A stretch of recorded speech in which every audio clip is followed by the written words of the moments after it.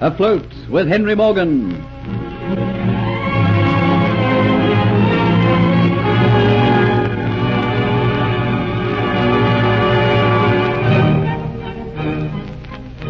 Captain Morgan, together with Colonel Atterbury and Sir Thomas Motford, returns to the Flying Gull, thinking that perhaps the woman who was masquerading as Antoinette de Lacy might have gone there to ask Geoffrey Hunter to give her his protection. Morgan is quite ignorant of the fact that Dolores has conspired with Diaz, so that Kitty has betrayed Geoffrey Hunter to the authorities. Aboard the Flying Gull, Morgan finds that both the Aztec necklet and Hunter are missing, and he naturally concludes that Hunter and the woman have run away together. Then he learns that Kitty was seen wearing the necklet, and so he takes the other two men with him to the Dolphin Tavern. Meanwhile, Diaz has kidnapped Kitty, and Dolores has gone with her into hiding. From the window of the stone hut, the women see Geoffrey being taken to work in the swamp. While this has been happening, Morgan has learned that Kitty has disappeared. The others believe that Geoffrey, Dolores, and Kitty have gone off together. But Morgan feels that although this appears to be so, it doesn't seem to make sense. But Morgan, the facts are quite obvious. The Aztec necklet was taken from your ship, and this woman, who I believe to be Antoinette de Lacy, is gone. Kitty was seen wearing the necklet, and now she's disappeared. What other conclusions can we come to? They must have all gone away together. They must have, yes. But it still doesn't make sense. Geoffrey Hunter was in love with that woman who was living at your place, Sir Thomas. And I knew that she wanted the necklet, because she tried to steal it once before. Why should Hunter take it and give it to Kitty? Might I suggest that it was given to Kitty to try and throw you off the scent? Hunter possibly gave it to her and then took it away later on. And where has Kitty got to? They might have killed her. It's a possibility, yes. But do they think they can get away with a thing like this? That woman must know that the whole island will be aroused against her. And by heavens, my men will find Hunter and they'll bring him back to me alive. Then I'll deal with the treacherous scoundrel. I gave him my trust, my friendship. And because a woman comes by and because her arms are soft, he forgets all that I've done for him. Well, I'll remind him when I see him. There's something that we've all overlooked. In the excitement of the chase, we've all forgotten the real Antoinette de Lacy, the one that I said goodbye to in England. What has happened to her? There's only one place that she could be, in the hands of the Spanish. Then heaven help her. If only we discovered this imposter when she arrived. I might have been able to help you, Sir Thomas. I might have been able to find out where the girl was and so rescue her in time. But now... By now, she would have been sold into slavery, and that makes me all the more keen to find this woman who impersonated her. I'll not let the militia rest a moment until she is found. Well, I'm going to leave the search in your hands, Sir Thomas. And when you find them, I expect you to hold Hunter until I return. Where are you going, Captain Morgan? Sir Thomas knows I have a little project in view. And after this, I feel I want to get out and do some fighting. Get away from Port Royal and the treachery of the man I trusted. I'll be sailing with my fleet almost immediately, Sir Thomas. I'll fight them. I'll boil the fat Spanish merchantmen alive to make them tell me the hiding place of the treasure. I'll slit their stomachs and hang and quarter them. But your ships are not fully provisioned. They'll have 2 days to finish the job. Then we sail provisioned or not provisioned.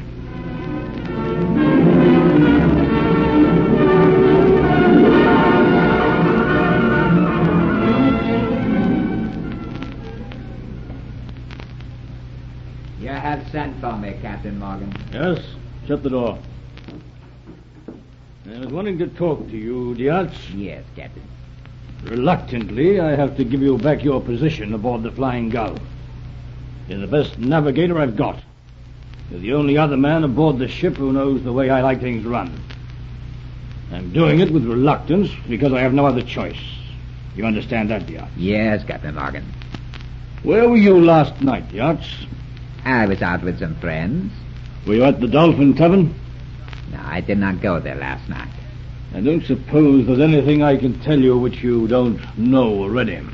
If you'll forgive me for saying this, Captain, but you remember I told you that you placed too much trust in a strange man of whom you knew nothing. Keep quiet, you dog. I'll not have that man mentioned aboard the ship. I'll deal with him when the time comes. Yes. He'll get what he deserves when we return to Port Royal. When we return? We're sailing so soon. In 2 days' time. Whether the fleet is ready or not, we sail. In 2 days' time. Yes. Can it be that my orders do not please you? Course not, Captain. Might I ask what your plans are? No, you might not. Never again will I trust my plans to anyone. You'll receive your orders when we're out at sea. That is all. You can go. But remember, you're being restored to your position aboard this ship only because there's no one else suitable to take your place.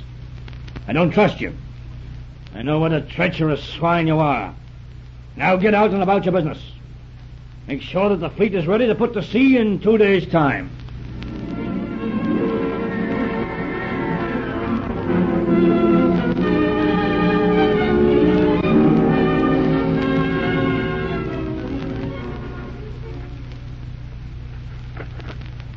Take your place beside this nigger and keep on digging this drain. You got your pick and your shovel? And remember, if I catch you loafing and not working as fast and as hard as I think you should, I'll flog you both to death. Men's lives are cheap here. There are plenty to take your place when you go. And go you will before long. I'll be watching you. You mean less to me than the reptiles that crawl through the jungle. I have supreme power of life and death over you here. Now get to work. And don't forget I'll be watching you. You'd better do as he says, Master. The swine, I'd like to catch him right on the point of the jaw. You do that, and you not live as long as anyone else. You just do as he says. Maybe you live as long as I have. You been here long? Longer than anyone else. You take up your shovel and start working with me. We can talk as we dig. We have to finish this drain by tonight, else we all get flogging. For how long have you been trying to drain these swamps? I don't know. I've only been here a month. A month? I thought you said you'd been here the longest. So I have. If a man lives here in the swamps for a week, they think he lives a mighty long time. Hasn't anyone tried to get away? Get away? When they have you chained up all night. Brother, you was asking a mighty impossible thing. You better make up your mind that you is here to stay till the very end. It won't be very long. They work us so hard during the day that men is too tired to get up at night and think about running away. You just go back to your hut and they chain you up and you're mighty glad to lie on the floor and sleep. They don't let you sleep long. They get you up before the sun comes up. You stay out until the sky is quite dark. Sometimes the guards get very bored, so they like to play with their whips. I've seen them cut men to pieces and throw their bodies to the alligators. Alligators here? Sure. The swamp's full of alligators. During the day, you hear men scream, and you know an alligator sneaked up behind him. And then the swamp waters are stained red. But surely you can see the alligator coming? They sometimes don't get a chance. The gators come up these drains here. Water's deep. There's just a faint ripple, their snouts out of the water. Before a man knows it, the gators have got him. I've seen them snap a man clean in half. Then there's the fever. There are insects and flies round. They bite, and in a few hours' time, a man is a raving mad. Before you know what has happened, he's thrown to rot in the jungle. He's no good, so they throw him out and let him die. No wonder that no one lives more than a week. Quickly! Go for your life up the bank. Here's a gator coming now. Ask no questions, going up. That's right. Come on. Look out! Heavens, he's fallen apart, the alligator. Has the chance of saving himself. A moment. There's an iron staff. It just might do the trick. Here it comes, jaws wide open. Now I put the spike right down its throat. Now's the chance. If I miss it, it'll be too bad for us both. Come on, quickly. Let me help you out. Come on. I thought I was no longer going to be the oldest inhabitant here. I sure thought my days were finished. Up the bank now. I think the alligator's finished. That was a mighty brave thing you did for a Negro. I wasn't going to stay there and watch the alligator take you. He's dead now. Nobody else would have done that for me. The gate is dead. We'd best go down and get that bar from out of his throat. Otherwise, Overseer make trouble for you. You're my friend. My name is Hero.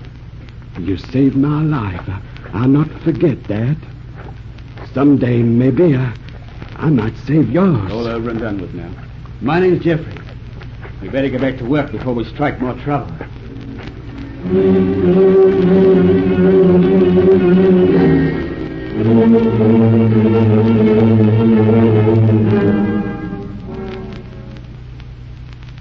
Dolores, I had to come and see you tonight. I have news. What has happened in Port Royal? Are they searching for me? Yes, everybody is out looking for you. Is there any chance of their looking for me here? No one would think of looking for you near these swamps. This old deserted Hyde is forgotten. They never think a woman would come to the swamps where there's death. Don't worry, they'll never find you. But Captain Morgan is sailing with his fleet in 2 days' time. What am I going to do? I can't sail with him. When does the ship come to take us? Not yet. Not until after Captain Morgan sails. You will have to desert. That is all you can do.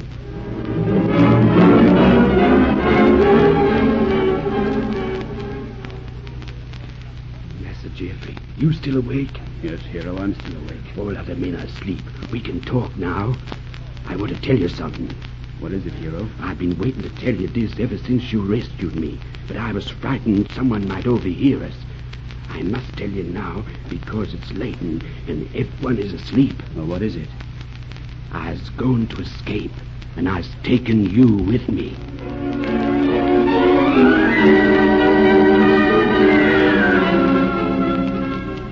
Hope surges again within Jeffrey Hunter. What plans can Hero have for escape? You'll hear of them in the next exciting episode of Afloat with Henry Morgan.